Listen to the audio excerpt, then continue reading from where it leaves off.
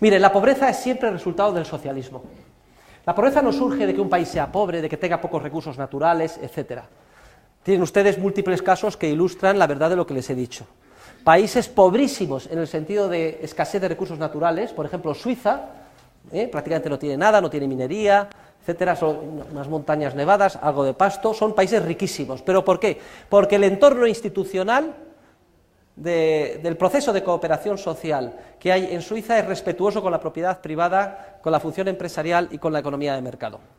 País más pobre y con problemas más graves de población, etcétera, que por ejemplo Hong Kong, no cabe imaginar, y sin embargo es una economía muy próspera, como consecuencia de que es una economía basada en los principios de la propiedad privada y de la economía de mercado. En cambio, el socialismo, entendido como todo sistema institucional de agresión en contra del libre ejercicio de la función empresarial, como lo que hace es bloquear la innata capacidad creativa del ser humano, bloquea la posibilidad que tenemos los seres humanos para dedicar nuestro ingenio a tratar de mejorar nuestras vidas y salir adelante. De manera que piensen en cualquiera de los demagogos que tenemos, que nos ha tocado vivir, tipo Hugo Chávez, etcétera. Todo lo que es el nacionalismo, el proteccionismo, la expropiación de los capitalistas extranjeros, el repartir la riqueza, quitar a los ricos para dar a los pobres, poner impuestos progresivos sobre la renta y sobre los beneficios, perseguir a los que tienen más, todo esto empobrece y acaba con los países.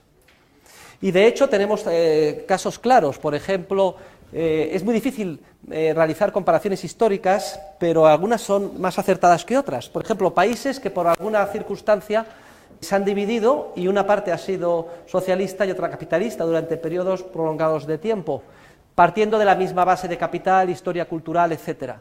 Por ejemplo, es el caso de la Alemania del Este hasta la caída del muro de Berlín y la República Federal de Alemania.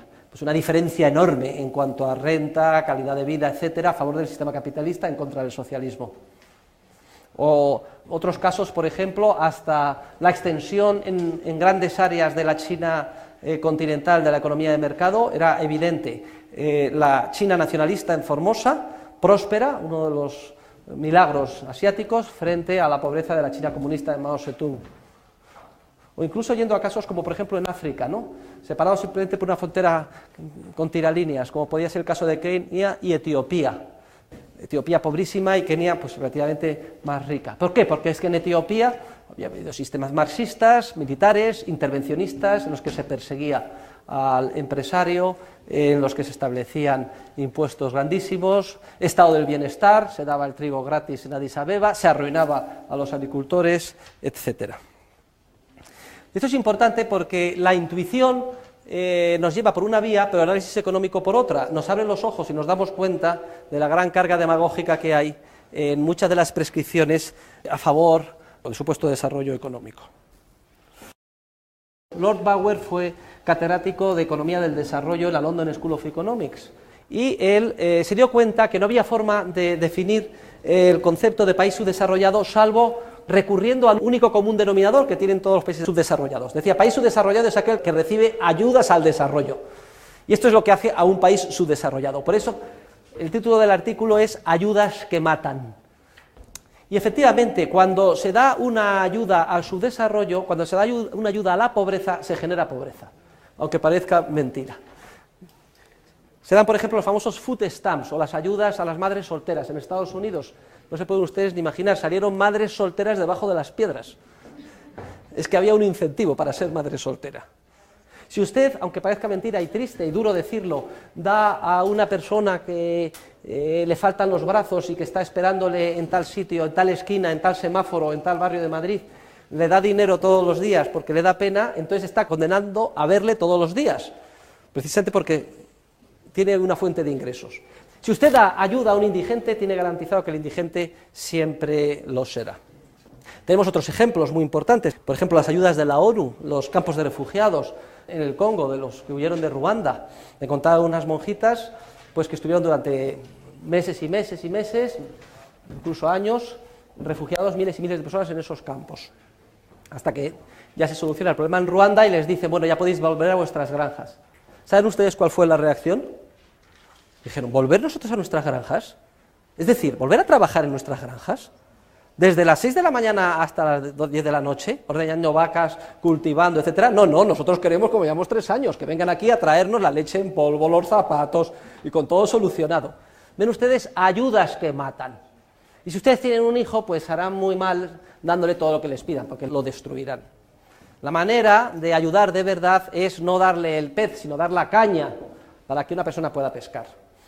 Es decir, un entorno institucional de respeto a la propiedad privada, en el que se fomente la empresarialidad creativa, en el que cada uno pueda hacer suyos los resultados de su creatividad empresarial e intercambiarlos libremente con los demás. Esto es lo que hace falta. La manera rápida de salir de su desarrollo es, por tanto, fomentar el rediseño institucional. ¿Por qué África es pobre? Porque está inmersa en un sinfín de guerras tribales y civiles, y no hay respeto a la propiedad privada, ni garantía de que lo que acumules y lo que cultives y aquello en lo que inviertas, pues podrás cosecharlo algún día, el día de mañana. Todo aquel que quiera fomentar el desarrollo económico lo que tiene que hacer es fomentar ese entorno de respeto a la propiedad privada y de impulso de la función empresarial. Y no simplemente pues la ayuda es pan para hoy y hambre para mañana, nunca mejor dicho. Y el artículo explica con todo detalle las trampas en la ayuda y la gran mentira que hay a nivel internacional con la ayuda internacional.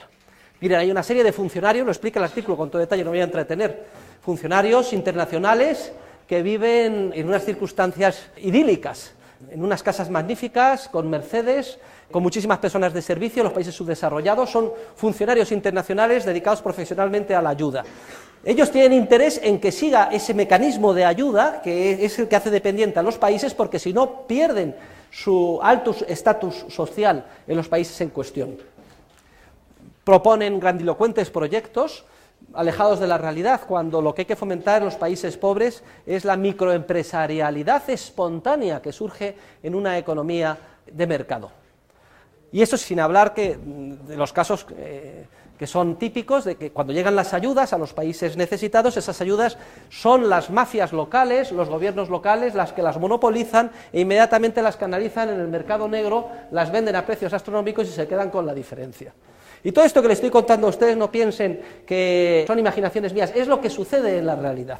Todo el montaje de la ayuda internacional, el 0,7% que deciden los países occidentales para de alguna forma calmar su mala conciencia de haber hecho daño a los países tercermundistas a través de la política agraria comunitaria, por ejemplo, que el otro día les explicaba y estudiábamos juntos, inundando de productos producidos sin necesidad agrícolas los mercados internacionales. Pero luego queremos con el 0,7, de alguna forma, que haya redistribución de la renta de países ricos a pobres. Todo esto lo que hace es condenar a la pobreza, de la misma manera que si damos ayuda a un indigente, le condenamos a ser indigente. Bloqueamos sus incentivos para salir adelante, luchando por su vida y tratando de manera creativa de impulsar su propia empresarialidad. Luego, las ayudas matan. Las ayudas a la pobreza generan pobreza. Y la política de ayuda al tercer mundo es una política de hambre.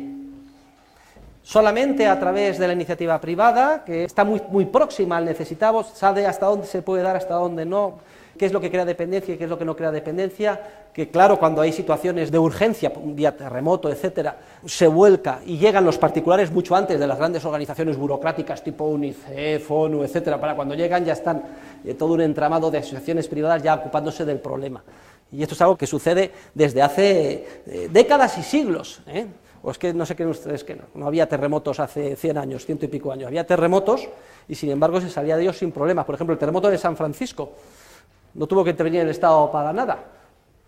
Los precios de los alquileres subieron muchísimo e inmediatamente se solucionó el problema, porque las viviendas que habían quedado sin destruir, pues la gente hacía sus cuentas y decía, anda, pues a mí me sobran 2 habitaciones, las alquilo, pues yo voy a montar un negociete de casas de campaña. Y espontáneamente y sin organizar nada se solucionó el problema de la vivienda cuando se incendió San Francisco después de su terremoto, a principios del siglo pasado.